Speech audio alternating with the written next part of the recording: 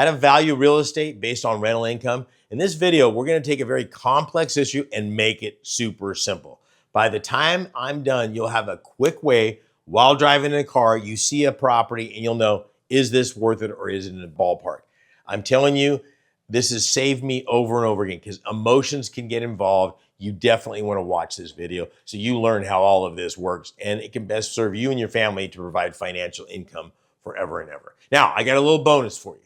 Not only will I show you how to do this, I'll show you how to acquire, at the very end of this, I'll show you a little double secret James Bond way to get properties all the time using this formula for the rental also.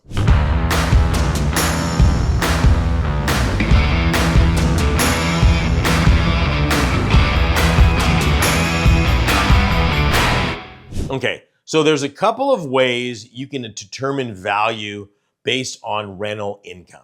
Okay, I don't always go this way, but we can do this. For instance, if I have a property that's generating $100,000 a month in income, and it's got the common value in that area is an 8 times value, I'm going to multiply that by 8, and $800,000 should be the value. Let me give you another example. If I'm getting $2,000 a month and I multiply that by 12, that's my factor. I go 8, it's about a $348,000 property. That's fine.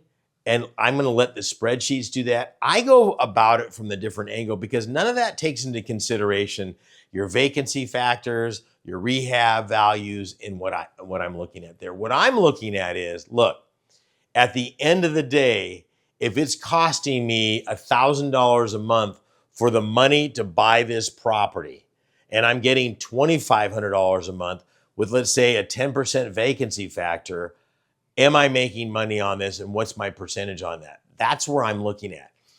The value of the property is a lot easier to equate based on actual sale price rather than going in there and going, well, we got a vacancy factor, the rehab factor, and all of these things, and you're trying to come up with this price. Well, I'm not going to really look at that. What is the average rent in that area for that similar home? Let's say it's a 3-2, 3-bedroom, 2-bath. And let's say it is $350,000. Well, according to a good house for $350,000, I'm going to go into MLS.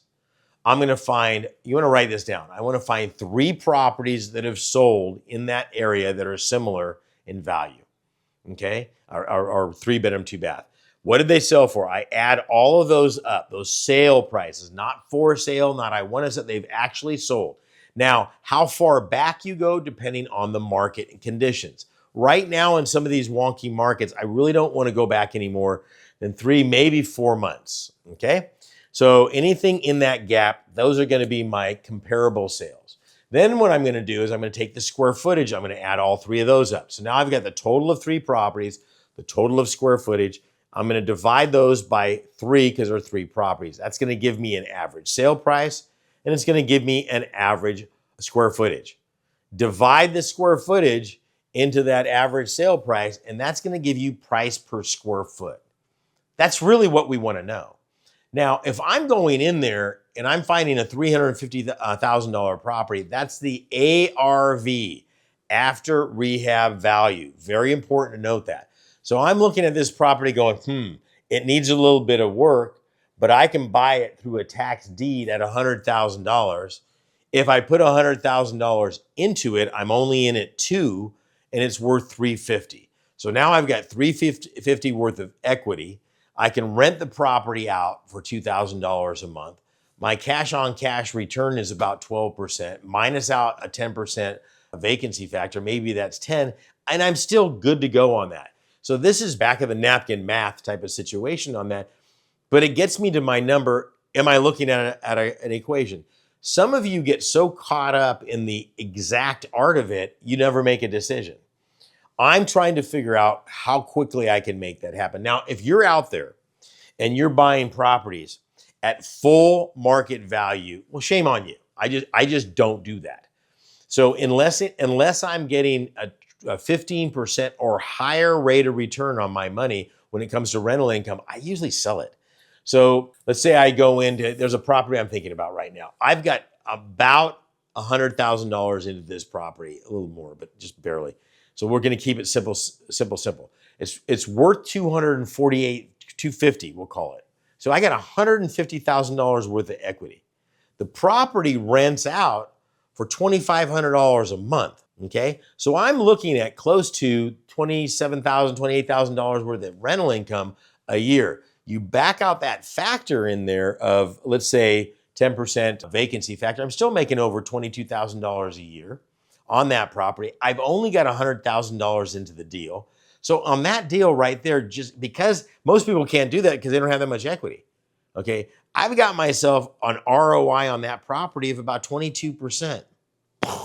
Okay, that's how you do this. Okay, when I'm doing it, because I'm buying tax deed certificates, I have never in my life bought a piece of property, tried to get it so it just squeaks by with 7%. That's just not my factor. I don't do that. I get what you're doing when you want to look at cap rates and all that good stuff, but that stuff is getting tight to the edge. That squeaky number there is super hard to figure out. Well, not hard to figure out. It's just not enough money for me. So if I was getting, a 10% ROI on this thing, I'd probably sell the property, to be honest with you, because I know that money that I sell with, let's say in this case, I get $150,000 of equity. I could go out and buy 2 more tax deed properties that both have a 24% possibility of an ROI with rent on it, rather than hoping this one goes up in value someday. Now, I'm going to tell you, there is a lot of information there, and there are so many different ways that you can calculate rent that some of it just kind of makes my head spin, because I'm like, God, that's getting really technical when all I'm trying to do is look at this property and go, am I going to make some money on this? Well, I'm going to show you one sure factor to do this. Make sure you understand how to buy a property cheap. And the most effective and profitable way in the United States to do that is through tax deed certificates. Okay, that's when a property owner has failed to pay their property taxes for 4 straight years, and the county kind of says, enough's enough. Let me look at an example. There was a property that was worth about, I'm going to say, $260 that we ended up getting at $110 in auction. It needed a little bit of lipstick and elbow grease, maybe $20,000 to fix that thing up. This is a $3,000 a month neighborhood rental property. I can do the math on that all day long. I'm doing really, really well. We're in the high 30s on that. You back out our vacancy factor, the whole 9 yards, we're about 24% cash on cash return. I'm going to take those every day of the week. If you want to learn how to get these properties at 15 and 20% or even less of the value of the property, I've got a gift for you. This is my gift to you. Okay, this is a brand new course that I put together. This is some of my best work in 30 years. Okay, it is a complete guide to buying tax liens and tax deed certificates. Just click on the link down below. It's higginsmethod.com. And another bonus, if you get in there and you see that you want a booklet I've gotten, The Best Kept Secret on Investing in the United States Today, I'll send that out complimentary. Just fill out the information and I'll show you how to make all of this happen. This is Saen Higgins saying God bless and good luck, and we'll see you out there.